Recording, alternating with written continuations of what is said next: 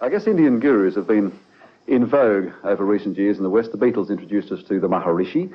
The Orange people blindly followed the Bhagwan. But there have been others far more credible and far more respectable. My next guest is a Bombay lady whose following is growing around the world. She says that you have the power to deal positively with every problem, from con men to cancer. All you have to do is know how to tap into it, to tap into that power. Would you please welcome the lady acclaimed as India's greatest living saint, the mother of Sahaja Yoga, Shri Mataji.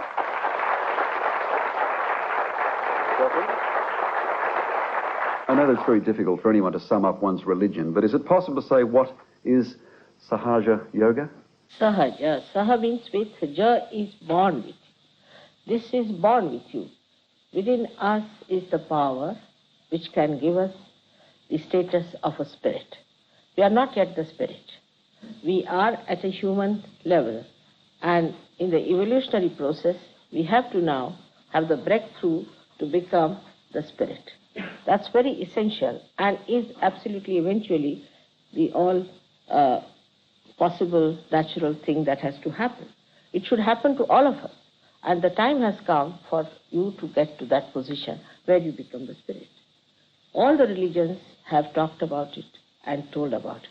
But people have gone wrong in believing that artificially, if you say that you are baptized, or you have become a Brahmin, or you have become a peer, that you have become the spirit. It's not that. It's a happening that has to take place within ourselves, which is a living process, absolutely living process of the living divine force within ourselves. We've heard of lots of yogas. How does this differ from other Indian yogas? Other yogas were practiced mostly after getting realization, but as it has come from some half-baked people, it is in a very funny way that people follow it as if they have to take all the medicines together, and they don't know any discrimination about it.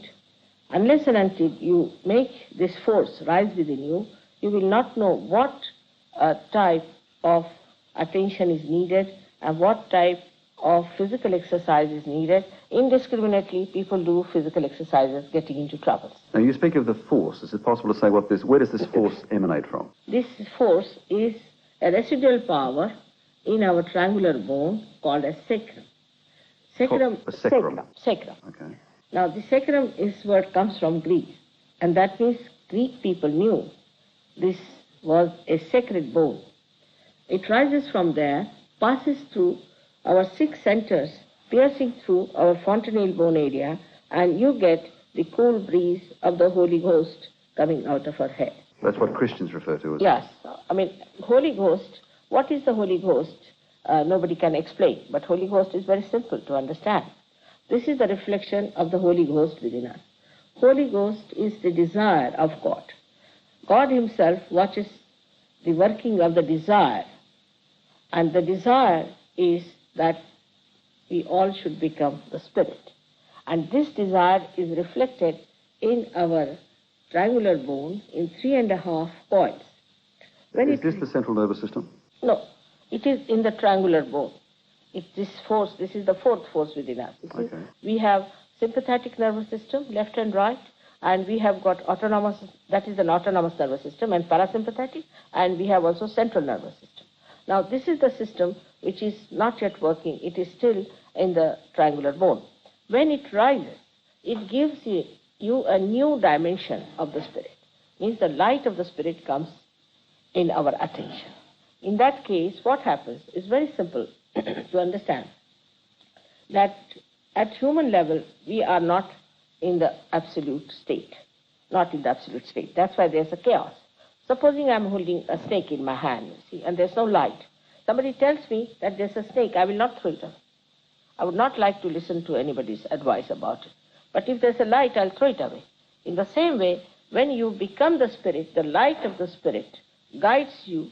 You become your own master. You become your own guru. You don't have to have any guru for that. This piercing of the fontanelle bone by the kundalini gives you the power of the spirit. But you're talking about a physical power, a spirit that comes out of the top of your head. No, it's an energy. An energy, all right. It's an energy which comes out of your fontanelle bone area, touching the spirit. But the spirit actually resides in the heart. But the main seat of the heart is here in the fontanelle bone area. And it pierces through. When it pierces through, actually it should pierce. It's not just I say I baptize you. It's not like that. It has to pierce through that, and you have to feel the cool breeze of the Holy Ghost on top of your head. Is it there now? Yes, it's there. Can I feel it? I don't know if you'll feel it or not, because you'll have to have that sensitivity. Now, you see, all around, also that all-pervading power is there, which makes everything vibrate. But this energy can be felt only when you have got that realization. Then what happens that all your centers on your fingertips become sensitive.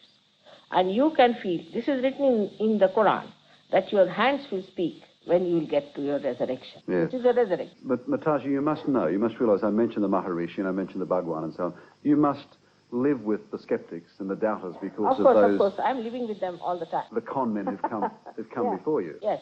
Now, firstly, you see, the great mistake we commit as far as going to gurus or to anything that is religious is that you cannot pay for God.